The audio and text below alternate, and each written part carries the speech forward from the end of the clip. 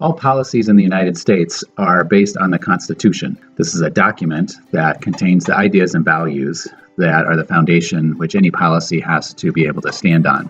If a policy doesn't comply with the Constitution, it can be vacated or ruled unconstitutional and canceled, essentially.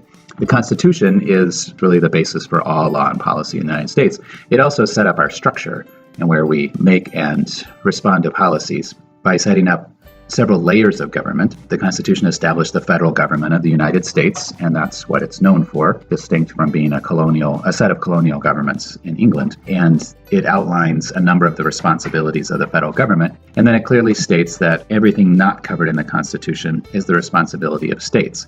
It doesn't mean that states are independent of the Constitution. They have to comply with the Constitution as well, but they're responsible for everything that the federal government's not. And states, it's understood in the Constitution that states defer or carry out a lot of their policy making and regulating and enforcing through local government.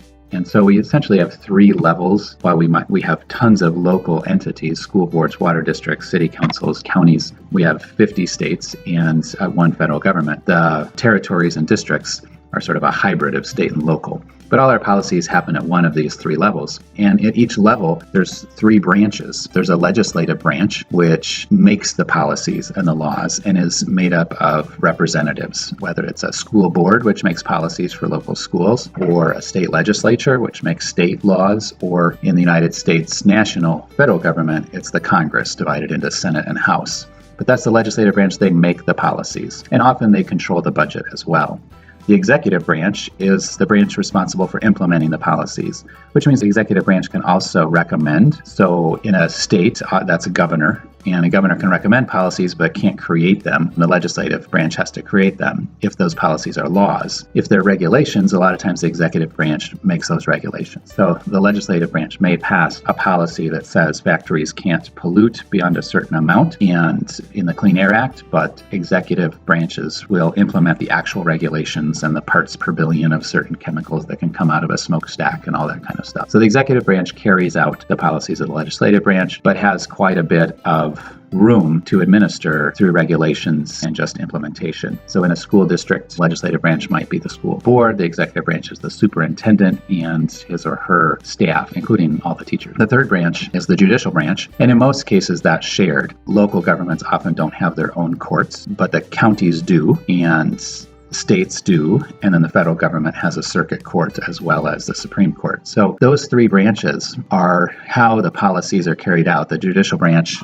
basically interprets the legislative branch's intention and makes sure that the laws are consistent with the Constitution. And the executive branch carries it out and can be overturned if it's carried out in a way that the judicial branch says is not consistent with the Constitution or with the legislative branch's intentions. The judicial branch is made up sometimes by elected judges and sometimes by appointed judges, and that varies. In the national courts, Supreme Court and circuit courts, it's appointed by the executive branch but approved by the legislative branch. So what we have in this middle section on top of the Constitution are three levels of government, and within each level there's three branches. And all of these are made up of people. These aren't automated. They are fluid, they change, and they are made up of specific people who are either elected or appointed to their positions. The last part of our stack is the laws that they make and the regulations and budgets that are used to implement those laws. So as we talked about in the Clean Air Act that Congress passed, it implemented a number of laws about how companies and factories and cars must comply with keeping the air clean. The regulations behind those, which were written up by the executive branch in cooperation with the staff of the legislative branch, give the very specifics of that. Standards for miles per gallon in a car, for example. And then the budget is a big part of policy because it controls how much the policy can be implemented. If you have miles per gallon standards as part of the Clean Air Act, and the Environmental Protection Agency of the executive branch has written up regulations that state that every car has to get at least 22 miles per gallon, but you don't have any way to test that or enforce it, then the law is sterile. It can't do anything. So a budget usually is really critical to policymaking. Budgets control how many teachers are in a school district or how many police are on the force and whether or not those police are community police officers or detectives or probation officers. So a lot of that comes from the budget. Budgets are usually created and recommended by the executive branch and then modified and approved by the legislative branch. and sometimes the legislative branch modifies it and sends it back to the executive branch. That's where community is most likely to get involved. Obviously, communities can get involved in electing people to the legislative and executive and sometimes judicial branch. But the way the laws are created and the regulations are made and the budgets that are used to implement those laws and regulations are very accessible to communities. And that's a lot of what this course is about.